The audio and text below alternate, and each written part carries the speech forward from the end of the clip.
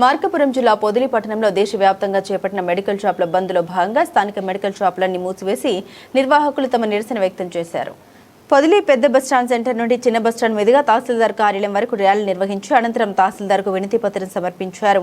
ఈ సందర్భంగా వారు మాట్లాడారు. ఆన్లైన్ ద్వారా మందుల కొనుగోలు నిలిపివేయాలని, డాక్టర్ సూచనలే కాకుండా ఎటువంటి మందులు విక్రయించకుండా కట్టుదిట్టమైన చర్యలు తీసుకోవాలని డిమాండ్ చేశారు. ఈ నిరసన కార్యక్రమంలో పొదిలి మండలం, మర్రిపూడి మండలం, కొనకనమిట్ట మండలం ప్రాంతాలకు చెందిన మెడికల్ షాపుల నిర్వాహకులు పాల్గొన్నారు. షాపులు మూసివేసి బ్యాడ్జీలు ధరించి ప్లకార్డులు ప్రదర్శిస్తూ నిరసన వ్యక్తం చేశారు.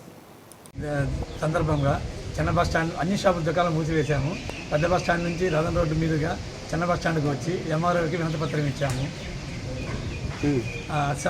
మా సభ్యులందరూ తలుపు వేసి సమ్మె చేసి అందరూ వ్యక్తం చేశారు. వచ్చేసి ఆన్లైన్లో మందులు అరికట్టాలి. నెంబర్ 2 వచ్చేసి నకిలీ మందులు అరికట్టాలి.